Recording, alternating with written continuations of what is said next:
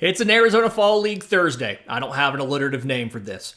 Pitcher of the week, hitter of the week, some notable performers. Let's talk about it.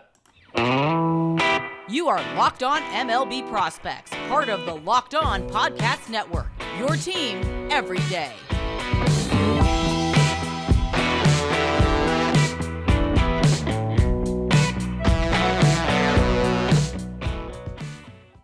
Yes, welcome on in to Locked On MLB Prospects, your home for all things minor league baseball. I'm your host, Lindsey Crosby, baseball writer and podcaster. Thank you for making this your first listen every single day. And like we did last week, we're going to do it for all 6 weeks of the season. We've got the pitcher and hitter of the week for the Arizona Fall League. Pitcher of the week, stop me if you've heard this before, Joey Wentz, left-hand pitcher for the Tigers. He was a co-pitcher of the week last week because he made his debut versus Surprise, pitched well. Well, not only did he pitch well again in the second week, he pitched well against Surprise for a second week. Joey Wentz went 4 innings, 1 hit, no runs, 8 strikeouts with 1 walk. So got more strikeouts than he got last time. Still isn't letting guys get on base here. 1 hit and 4 innings. Again, facing a team for the second time in just about a week, which is never an easy thing to do for anybody. Kind of refresher here, who Joey Wentz is. 2016 first-rounder supplemental out of high school by the Braves. He was moved in the Shane Green deal in 2019. Has had some, missed some time because of injury. Obviously, there was no 2020 season, so if there's a time to have Tommy John and miss a whole season, feel like having surgery in like February 2020 wasn't a terrible time to do it. Actually made his big league debut this year. So got 7 games at the big league level, 3.03 ERA across 32 2/3 innings, 27 strikeouts to 13 walks with 2 home runs. And the 13 walks is kind of the big talking point for Joey Wentz, right? Big guy, 6'5", 220, has a good repertoire as far as fastball, curveball change, but he struggled with control. And that's kind of what's kept him on the back half of the top 30 prospects this year. The fastball, low 90s, which he's a lefty. It's not the worst in the world, but it's kind of average velocity maybe. He has some late life. It plays up a bit. He gets decent extension with it, but not an amazingly blow-you-away fastball. Changeup is above average in the mid-80s. The curveball that he throws, it's kind of an average curveball. It has a lot of late break to it, so it's really interesting. I don't quite have a name for this, but it's a curveball that looks hittable until it isn't. It comes in and you're like, oh, well, this curveball's crap, and then it just drops out from underneath you. So he does a good job of mixing these things up, right? To try to keep a hitter off balance, keep you guessing about what's gonna come next and where it's gonna go. But the bugaboo has always been the control, right? He'll groove it for a couple innings, 2 innings, 3 innings, and then completely unravel. So I'm excited to see him go 4 innings. Like I said, the 8 strikeouts across 12 total outs is really good. And only 1 walk. That is more of the ratio we need. His big league stint this year, granted, it's a different type of competition, but he walked about 3.6 guys per 9. So 1 walk in 4 innings is more of what we need to see out of Joey Wentz. Had the shoulder injury, so he lost June and July. He was rehabbing in the minors up until September 9th and got 1 or 2 starts into the year, and they didn't go well. So I think that's why he's at the Arizona Fall League. I'm okay with what he's looked like so far. He's probably going to end up being one of the better pitchers at the Fall League, simply because 1, he's 24, and then 2, he's a big league pitcher. I fully believe Joey Wentz is going to break spring training next year as a member of the Tigers rotation, barring some sort of injury, which could happen, or some sort of just terrible come apart in spring training. So, the hitter of the week, not a guy we mentioned before, shortstop Austin Martin of the Twins. So, we've talked about him on this pod, I think once or twice. 2020 first rounder out of Vanderbilt. 6 foot, 185, and was traded from Toronto to the Twins in the Jose Barrios deal at the deadline last year. Was completely taken aback by it. He was very surprised. He was not expecting that at all, but became the number one prospect in the system, and then struggled a little bit as far like he tore his UCL, struggled with the power production. Ultimately, the slash line this year wasn't great. So got 90 games in Double-A. 241, 367, 315 was the final slash line. 2 home runs, 18 extra base hits, 54 strikeouts to 47 walks in 90 games. So, love the strikeout rate being low. Love the walk rate being so close to the strikeouts. But the power production was pretty awful. Well, so far in the Arizona Fall League, so for last week, 11 of 18, 1 home run, 2 doubles, a walk, and 2 stolen bases, which he stole 34 bases in the minors. So we knew the speed was there. But his 16 total bases was the most for the week, and he reached base multiple times in every single game he played, which, last I checked, pretty good. That is very useful. Now, defensively, this is something we've always kind of had questions about his defense. I feel like he's not really suited to be a shortstop. He spent time there in college. I feel like in the pros, he would be better in the outfield than at college. His accuracy's been an issue. He was an issue in college. It's an issue here. He doesn't quite have, I feel like he doesn't quite have the footwork to play in the infield. He's got the range. He can do that. He's got the glove work.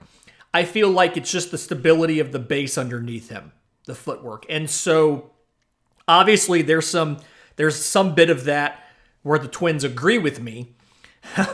Of the 4 games that he played, only 2 of them were at short in the last week in the Arizona Fall League. And he did play center field as well. He looks more comfortable in center field, and I think you have less of a premium on the form and the throwing posture when you're in the outfield versus when you're at short. So I want to see him continue to do that.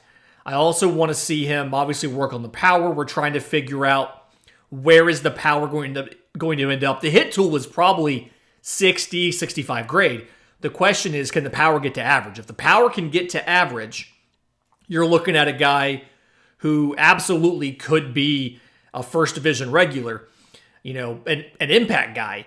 If the power can't get to average and it's below average, then the defense is going to have to be pretty good in center field because he won't have the power to move to a corner. So, some questions here. He's answered them pretty well so far. In just a minute, I want to get to some of the guys who performed well. We're going to put them on the honor roll, including some guys that aren't even in top 30s but are having impact performances here in the Arizona Fall League. But first, today's episode is brought to you by our friends at Roan. So, Roan sent over a bunch of copy about all of the technology that's in their clothes and all of that. But listen, here's what we're going to do. The great American poet laureate Deion Sanders said, if you look good, you feel good. If you feel good, you play good. And if you play good, they pay good. So what Roan has done is Roan has made sure that you look good in their commuter shirt, that you feel good with the comfort of the shirt. They've made sure that you look good because, one, it's a well-designed shirt. It has wrinkle release technology, so it doesn't hold wrinkles. It has Gold Fusion anti-odor technology so that you feel good and you smell good. Because the goal here is no matter where you are, whether you're at work, whether you're at the bar after hours, you're at a dinner, you're playing golf, whatever it is, the goal is for you to play good so that they will pay good. And Roan will do that. The commuter shirt will get you through any workday and straight into whatever comes next, okay? So go to roan.com/lockedon and use promo code LOCKEDON to save 20% off your entire order. That's 20% off your entire order when you head to Roan, RHONE.com/lockedon and use code LOCKEDON. It's time to find your corner office comfort and upgrade your closet with Roan. Use code LOCKEDON to save 20% at roan.com/lockedon. All right. So Arizona Fall League, getting back into, let's do an honor roll here. And the honor roll, some of these come from MLB Pipeline.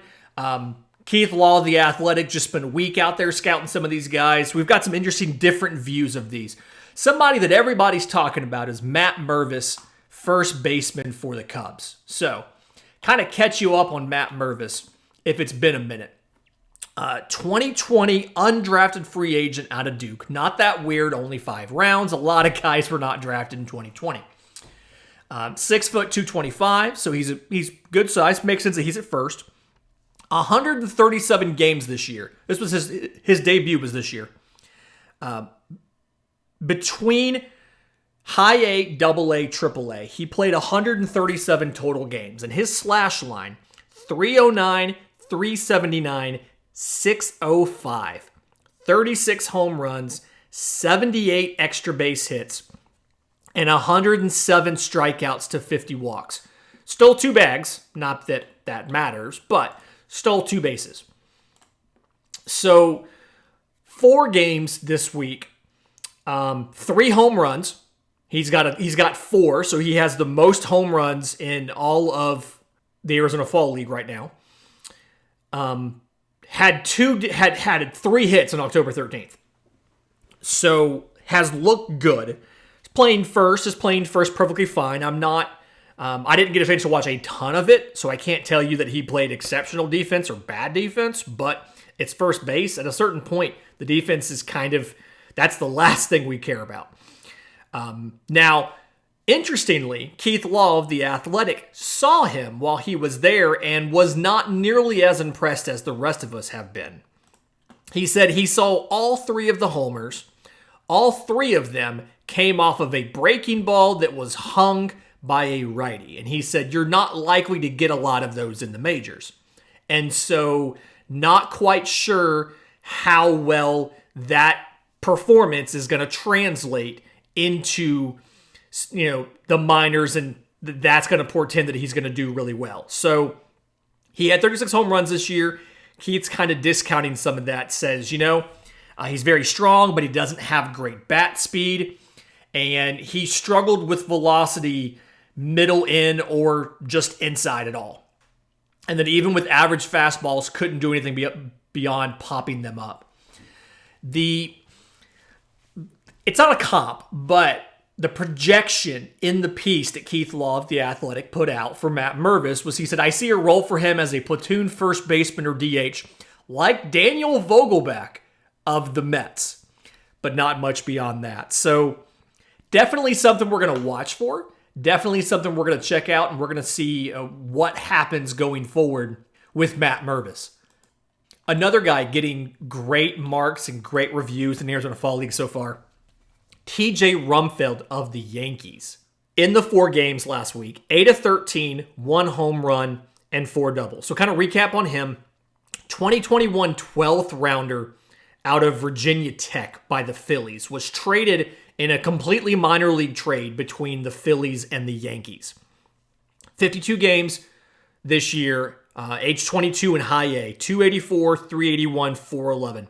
4 home runs, 17 extra base hits, 45 strikeouts to 29 walks, 4 of 6 on stolen bases. So, big boy, 6'5", 225, but the power hasn't necessarily manifested in games at the high A level like it needed to. Now, granted, this was his first full season in baseball. He got a few games. He got like 20-something games for the Yankees last year. But for the most part, this was his first full season, so you have to expect a little bit of work, and there was an injury in there, and so I mean, I think he spent time on the 60-day injured list. So, I mean, he missed quite a bit of time.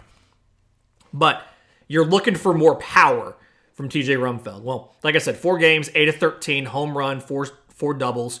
On the season, the Arizona Fall League season, so 8 games, 444, 515, 704. 1 home run, 4 doubles, 5 walks to 5 strikeouts. Leads the entire Arizona Fall League as of Wednesday in OPS with a 1.219. So, again, hitting numbers look really good in the Arizona Fall League. The pitchers usually aren't as good as the hitters. You don't send your top prospect pitchers to the Fall League normally. Tink Hint's kind of an exception. Kumar Rocker, not really going to call it an exception because he needs innings. And then you're playing where it's dry, it's warm, and so the ball likes to carry. I mean, they're in Arizona, and yes, it's in the 50s here where I am, but Arizona is still pretty warm. But still, good stuff from TJ Rumfield. We know that the Yankees are going to have openings at third base. We know that there's plenty of guys we can look at. Oswald Peraza made the roster. He's looking at shortstop, but you've got Anthony Volpe as well. You've got Oswaldo Cabrera, who's kind of played all over. He's literally played some of everything. So there's options, but there's going to be playing time out there, and TJ Rumfield has the size, and if he can unlock the power, that's something that the Yankees are going to need in the corner infield going forward, since Donaldson is, I want to say, 38 or so. So, something to keep in mind. And then another guy who, good performance this week, pitching this time, because we just don't have a ton of those, it feels like, is Connor Van Scoyoc, right-hand pitcher for the Angels. So he went 5 innings, 5 hits, no runs, 3 strikeouts, no walks, hit by pitch. So 6 guys got on. He hit 1 guy, and five of them got base hits, but no runs. So 2018 11th rounder out of high school, 6'6", 210. And the no walks thing is prominent here because he's not in the top 30s because of control issues. 2021 in low A, he walked 14 guys in 23 innings. 2019, in 40 innings in rookie ball, he walked 36 guys. I mean, just last year, this year, 2022, in low A, 23 games, 120 innings, he walked 39 guys with 140 strikeouts. So just under 3 walks per 9 with 10.5 strikeouts. So seeing Van Scoyoc able to keep the fastball slider in the zone, not walking a ton of guys in the fall league, and walking guys who, this is a higher competition level for the most part than what you saw in low A, but still a good hitter's environment, makes me feel good, and it's something where on some re-rates, you may see Van Scoyoc come into the back half of the top 30. In just a minute, couple quick hitters on top prospects that I noticed in the last week right here on Locked on MLB Prospects. And we're back. So, a couple notable guys. Some of them we've talked about in the preview for the Fall League. Some of them we have not. But for the Atlanta Braves, Justyn-Henry Malloy, listed as a third baseman, first baseman. He's played a lot of outfield in the Arizona Fall League. 2021 sixth rounder out of Georgia Tech. And 133 games in the minors this year between high A, double A, triple A. Most of that was high A. It was like 60% high A, 35% double A, 5% triple A. He got like 8 games into the year. He was a September call-up to triple A very end of the year. Slash line 289, 408, 454, 17 home runs. And again, this is 133 games. 17 home runs, 45 extra base hits, 138 strikeouts, so just over 1 a game, to 97 walks, and then 5 for 5 on stolen bases. So the thing here, 6'2", 212 is Justyn-Henry Malloy. Good size, but the approach is not really conducive to power.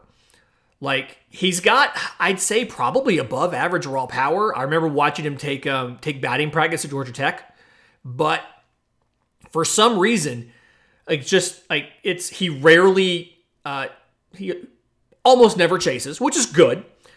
He rarely whiffs on a pitch in the zone, but he also, it feels like he's just perfectly content to just hit a line drive again and again and again.